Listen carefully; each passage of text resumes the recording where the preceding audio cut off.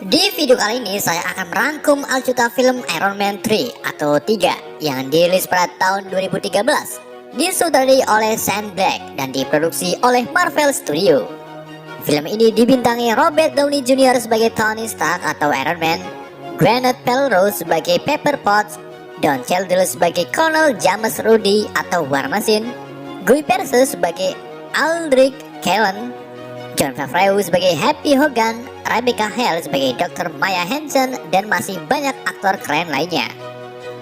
Film ini bisa dibilang urutan ke-7 dari Marvel Cinematic Universe, di mana film ini mengisahkan Tony Stark setelah peristiwa The Avenger. Oke, jadi film ini mengisahkan Tony Stark yang berusaha menghentikan komplotan teroris berbahaya serta melindungi orang-orang terkasihnya. Dengan peralatan seadanya, serta dibantu Colonel Rhodey, Tony mencoba mencari siapa di balik komplotan teroris tersebut. Gimana kisah Tony selanjutnya? Daripada tidak penasaran, mari kita simak alur ceritanya.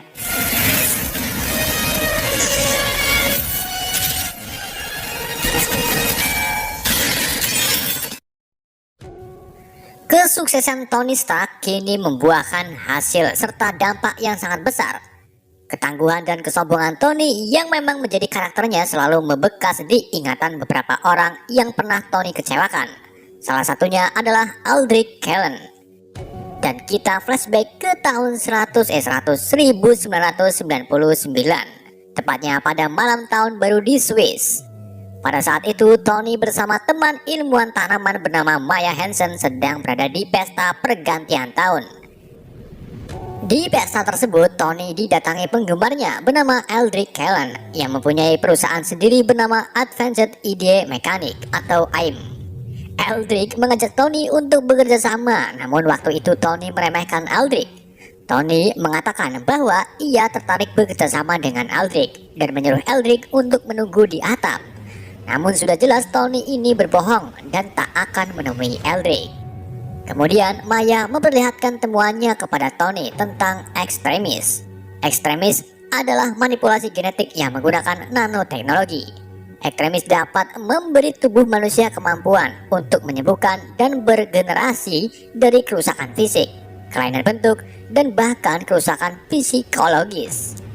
Gak cuma itu, ekstremis juga bisa menumbuhkan bagian tubuh yang terputus dengan waktu yang sangat singkat. Namun, jika metabolisme tubuh pengguna tidak mampu menyerap ekstremis, tubuhnya akan panas dan meledak. Seperti pohon ocar-acir yang Maya gunakan. Happy tak sengaja memetik batangnya, lalu potongan batang tersebut mulai tumbuh kembali. Dan gak lama kemudian, tanaman ocar-acir tersebut meledak. Kita kembali ke masa kini, tepatnya setelah peristiwa The Avenger. Tony yang kewalahan melawan alien memutuskan untuk membuat beberapa kostum Iron Man-nya dan tentunya semakin canggih. Salah satunya Mark 42, di mana kostum tersebut dapat memasang sendiri ke tubuh Tony melalui micro repeater yang ditanam di lengan Tony serta kostumnya.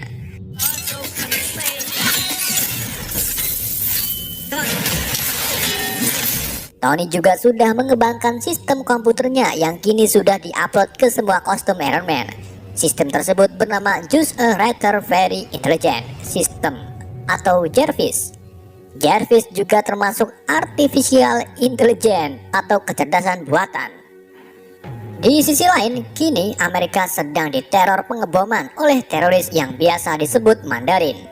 Di setiap pengeboman, para agen intelijen kebingungan karena tak mendapatkan bukti forensik yang tepat. Dan tak ada yang bisa menemukan keberadaan Mandarin.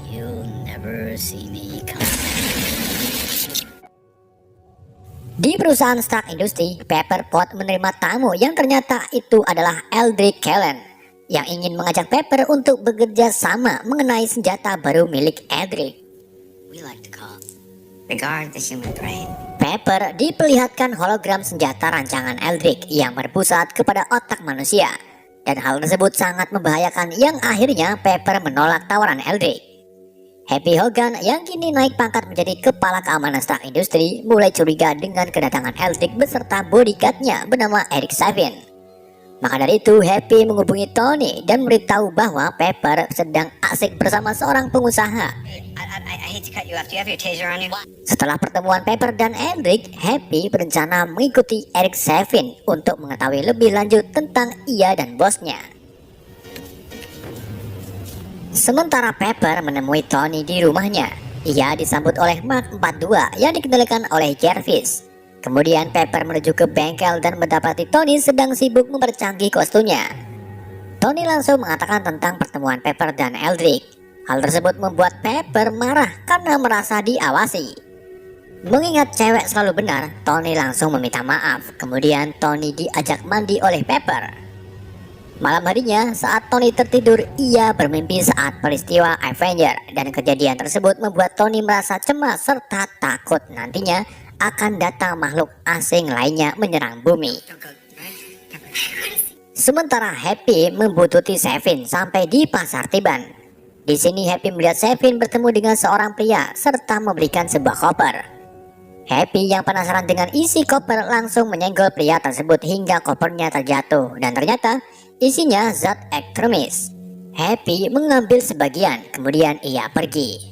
Namun Sevin tahu bahwa Happy mengambilnya. Sevin langsung menghajar Happy dengan kekuatan ekstremisnya.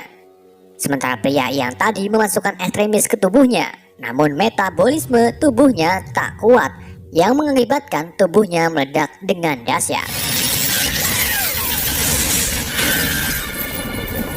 Ledakan tersebut menewaskan semua orang di sekitarnya kecuali Sevin dan Happy yang kondisinya sangat kritis. Tony menemui Happy di rumah sakit. Setelah itu Tony menantang pelaku pengobaman serta Mandirin lewat pesan video wartawan untuk datang ke rumah Tony. Setelah itu Tony kembali ke rumahnya lalu memantau tempat kejadian ledakan lewat teknologi hologramnya. Di sini Tony menemukan data si pengembom serta asal ledakan yang dipicu dengan suhu panas 3000 derajat kubik.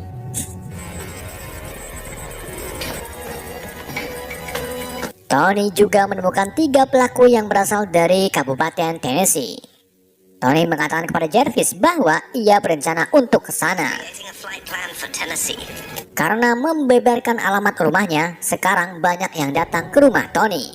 Salah satunya Maya Hansen yang ingin memberitahu sesuatu penting tentang ekstremis kepada Tony. Saat itu juga datanglah Potts. Di sini mereka terjadi perdebatan masalah Maya yang pernah menjadi kekasih Tony. Di saat itu juga tiba-tiba misil meluncur ke arah rumah Tony dan ledakan pun terjadi. Tony dengan sigap memerintahkan Jervis untuk memasangkan kostum Iron Man-nya ke Pepper.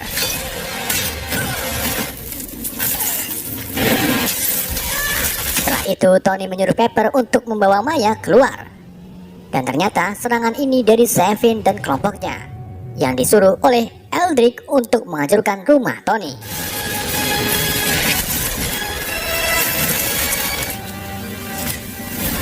Tony mengambil alih kembali Mark 42-nya, kemudian mencoba untuk keluar dari bangunan.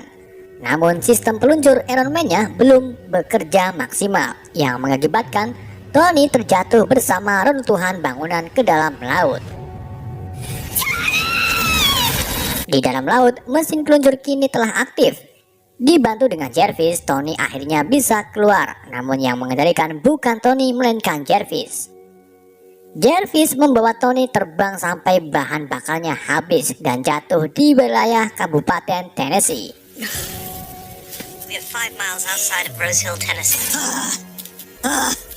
Karena adanya kerusakan di Mark 42, Tony pun membawa kostumnya ke desa Temingkring dan berhenti di sebuah telepon umum.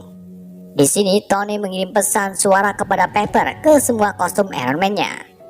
Tony mengatakan bahwa ia masih hidup dan sedang melakukan misi untuk menemukan siapa di balik teroris Mandarin sebenarnya. Setelah itu Tony diam-diam memasuki sebuah gudang milik orang. Ia meletakkan Mark 42-nya di kursi dan gak lama kemudian datanglah bocil FF, sang pemilik gudang bernama Harley. Harley terkejut saat melihat seseorang yang berada di dalam gudangnya adalah Iron Man.